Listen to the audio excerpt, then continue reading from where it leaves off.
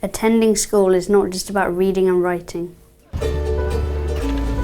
Young people with special educational needs or disability have extra challenges. And schools can make reasonable adjustments to make things easier. This is called accessibility. It could be providing ramps for a wheelchair user. A quiet route to a classroom. Brightly coloured strips on steps and stairs. This is to help us to not bang into these so we don't fall over. May it even make it easier to read. Sports activities that include everybody. Our film will give you some examples.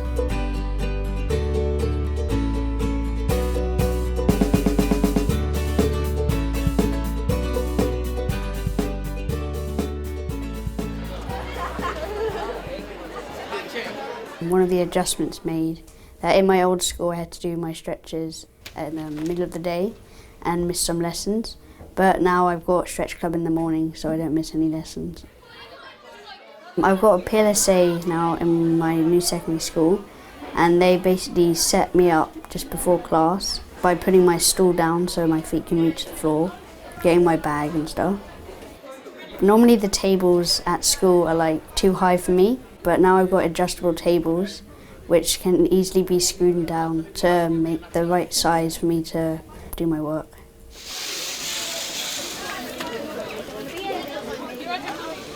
In reception in year 1, I couldn't go on the climbing frame for obvious reasons, but what they did have was a little Wendy house, and I couldn't go upstairs in it or anything, but the downstairs, they put a ramp in, so I could go in.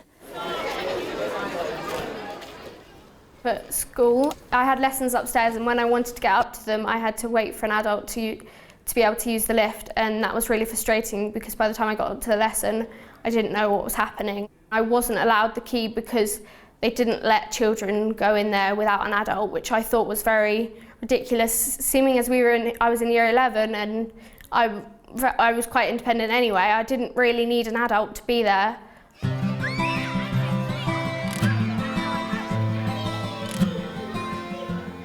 We're going to the sensory room. I like it because it's quiet and warm. This is for children to feel. And this one feels like wool. And this one feels really furry. This is the thing that helps us see so we don't fall over.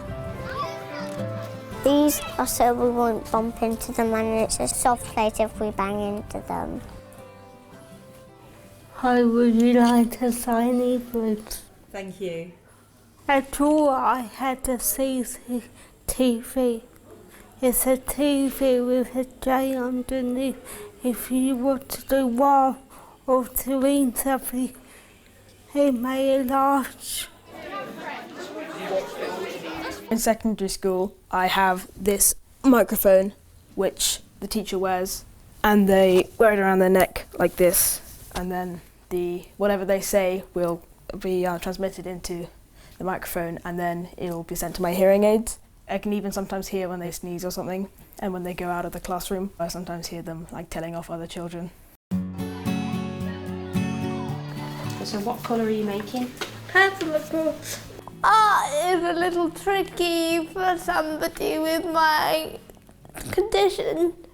I mean, you can do other stuff. I'm going to go for this one. For example, when other people's homework was to maybe draw a coin or a medal with someone's face on it, she said do a photograph and trace over it, which was a good idea. During food tech, it was often very difficult for me to handle different textures of food due to my sensory difficulties. So my school agreed for me to wear gloves. At school, what would have made it better is to have the information on an easy read format. When pictures are on the left-hand side and the writing on the right-hand side, so I would have understood the lesson more.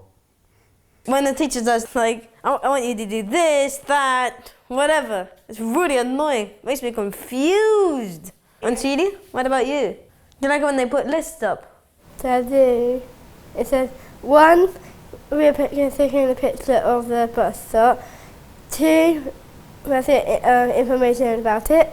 3, we have some information about it. 1, but we're going to. And that's it.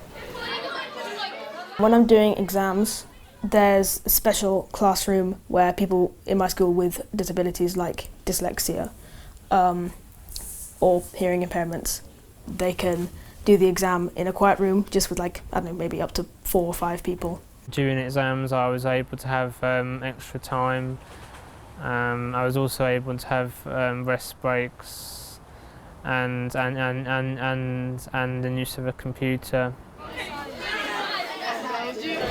When I was in year 10 and 11, I had very poor attendance. It was about 10%, 20% at the most. That was because I had serious operations that I had to have. We had to do these recording sheets at the end of the term, and mine was serious concern. And I felt really upset because people assume that you're not turning up just because you can't be bothered. I have been given a get out of lesson pass, which enables me to take 5 minutes out of lessons if I need to, or if it gets too like chaotic. Specialist centre students are allowed to leave 5 minutes early so they can get fast-tracked through the canteen before the crowds of chimpanzees start running down the stairs. When I'm moving from one class to another, I can hear chit-chat, like about English football, what's going on. It's really annoying, it's pretty loud. Some of the time during my schooling I was able to go into a separate quiet area with other pupils with special needs to eat my lunch. If we're on a school trip, they put me in a nice small group so that there's not a lot of other noise to listen for. I just have to listen to the teacher, or they put me with like a really loud teacher. Basically, what I wanted was just to be another kid from the classroom, not being excluded or put away. The best thing was just having the girls knock on the door and having a good gossip in our room.